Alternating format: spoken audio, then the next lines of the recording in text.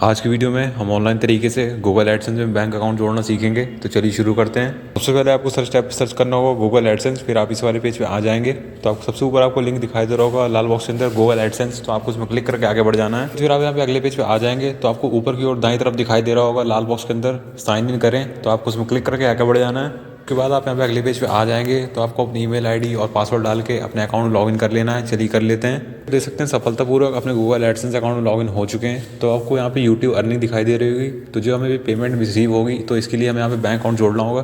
तो ऊपर की ओर बाईं तरफ 3 लाइनें दिखाई दे रही होंगी लाल बॉक्स के अंदर। तो आपको उसमें क्लिक कर देना है। साइड्स पेज ओपन होगा तो आपको लाल बॉक्स के अंदर दिखाई देगा पेमेंट्स वाला विकल्प। जैसे ही आप पेमेंट्स पे क्लिक करेंगे फिर उसके बाद आपको दूसरे विकल्प नीचे की ओर खुल के आएंगे।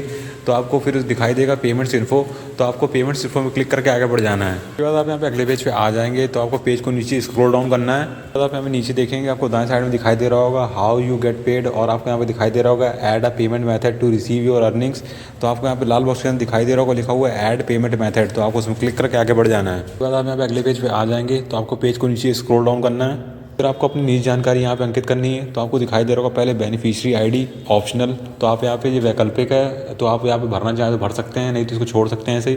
फिर उसके बाद आपको दिखाई दे रहा होगा नेम ऑन बैंक अकाउंट। तो आपका जो बैंक खाते में आपका नाम है तो आपको वही नाम यहाँ पे अंकित करना है। फिर उसके बाद आपको दिखाई दे रहा होगा बैंक नेम। तो आपको यहाँ पे बैंक का नाम यहाँ पे अंकित कर देना है। और फिर उसके बाद आपको जो IFSC कोड है बैंक का तो आपको वही यहाँ पे अंकित कर देना है। फिर उसके बाद आपको पेज को नीचे स्क्रॉल डाउन करना है। उसके बाद आपको यहाँ पे दिखाई दे रहा होगा लिखा हुआ स्विफ्ट PIC। तो आपको यहाँ पे स्विफ्ट कोड यहाँ पे अंकित करना है। तो अपनी बैंक ब्रांच में जाकर आप अपने स्विफ्ट कोड को पता कर सकते हैं कि वहाँ पे क्या स्विफ्ट कोड लगता है। तो आप यहाँ पे फिर वो उसको यहाँ पे अंकित कर देंगे जब आपको पता चल जाएगा। फिर उसके बाद आपको अपना बैंक खाता यहाँ पे अंकित करना है। फिर उसको रीटाइप करना है। फिर उसके बाद आपको पेज को नीचे स्क्रॉल डाउन करना है। बाद आपको दिखाई दे रहा होगा लिखा हुआ set as primary payment method.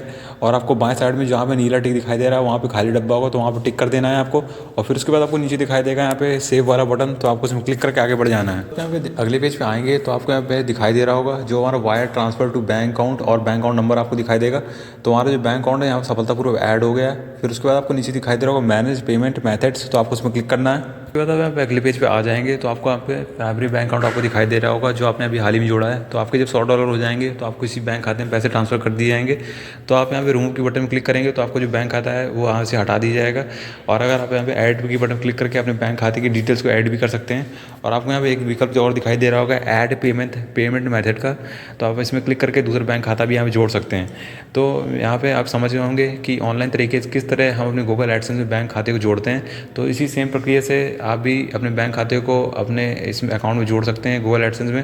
तो मैं यहाँ पे आशा करता हूँ आपको समझ गए होंगे। तो अगर आपको वीडियो पसंद आए तो वीडियो को लाइक कर दें, चैनल सब्सक्राइब करना, कमेंट जरूर करें।